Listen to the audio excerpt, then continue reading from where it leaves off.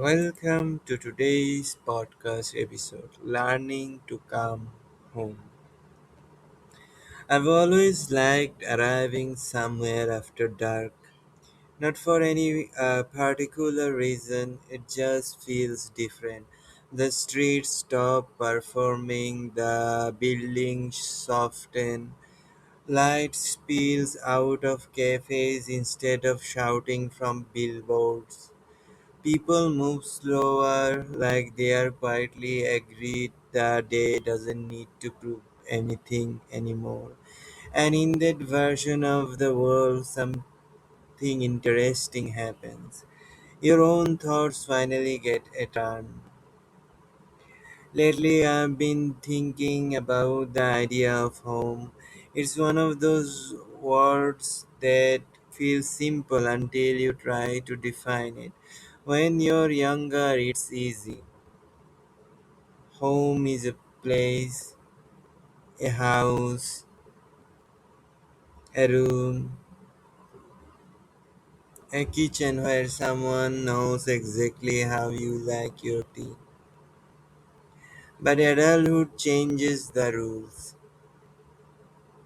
People move, families shift, friends scatter across cities and time zones. Apartments come and go, jobs relocate you, and sometimes the place you once called home still exists, but it doesn't feel like yours anymore. So the question becomes, where does home go when the place disappears? For a long time, I thought I was searching for it geographically. The right city, the right neighborhood, the right rhythm, the right combination of coffee shops, weather, and people. I figured once I found that perfect mix, something inside me would settle.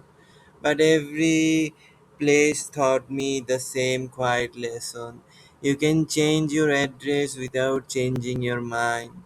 You can wake up somewhere beautiful and still feel unsettled.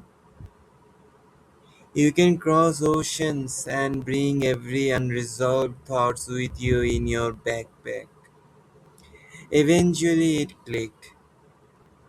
I wasn't looking for a place, I was looking for a feeling. The feeling of arriving somewhere without needing to become someone else. A few weeks ago, I stopped at a small roadside dinner. Nothing special on paper, simple menu, warm lighting, a counter that had probably heard thousands of stories. The woman behind it greeted people like they belonged there, not in a big dramatic way, just small things. She remembered names, orders,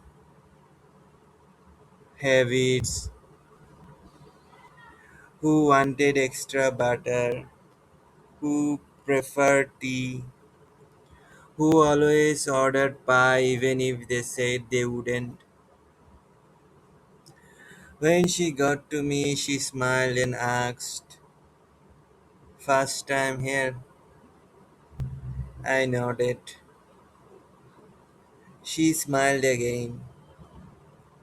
"Not anymore." That was it. Two words.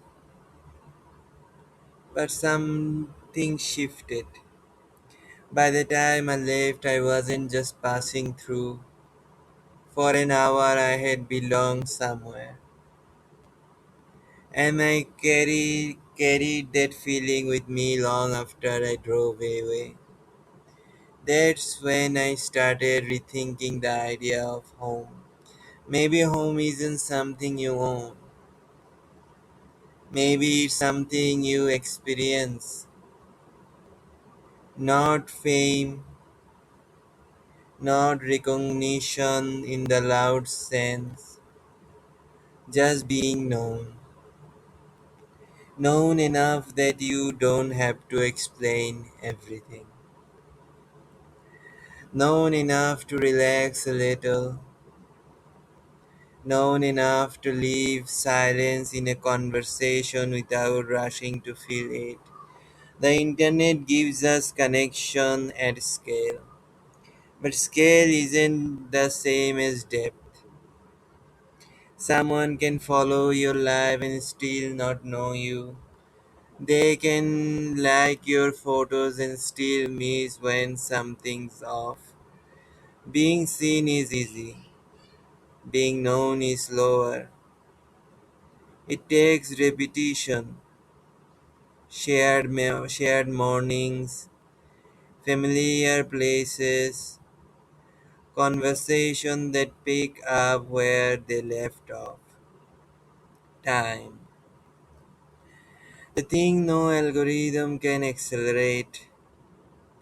I think that's why I've grown attached to ordinary places. The same bakery, the same walking route, the same small store where the cashier eventually stops asking if you need a bag because they already know. Those places don't impress anymore, but they quietly build belonging, one small interaction at a time. There was a period in my life where I thought constant movement meant progress, new cities, new ideas, new projects, new goals. If I keep moving, I must be growing, right? But eventually, I realized something uncomfortable. You can spend your entire life searching for the perfect place and never unpack your emotional suitcase. At some point, you have to stop running long enough to live where you are, not just physically, internally. You have to decorate the space inside your own mind. Give it good thoughts, good conversations, open windows, let fresh air in. Get rid of what no longer fits. Make it somewhere you'd actually want to spend time. Because whether you like it or not, that's where you live. Home isn't just where you sleep, it's the atmosphere you create within yourself. The thoughts you return to, the values you keep, the people you allow close, the peace you protect. Tonight, somewhere, someone is convinced they are one big change away from finally feeling settled.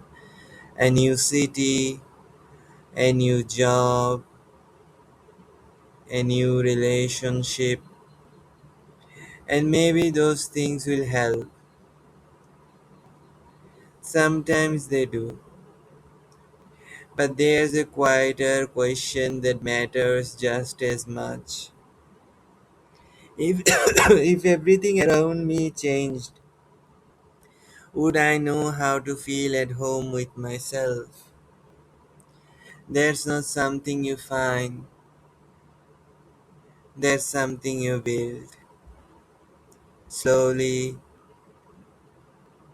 quietly, over time. And maybe that's the real journey. Not finding the perfect place, but becoming the kind of person who can arrive anywhere and feel a little less like a stranger. Thank you for being here. Whether you're listening from a quiet room, a moving train, a parked car, or somewhere in between, I'm glad our paths crossed for a moment. Until next time, wherever you go, I hope you remember.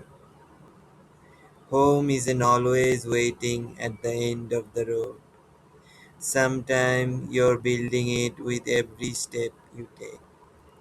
And that's it for today's podcast. Hope you have a great day.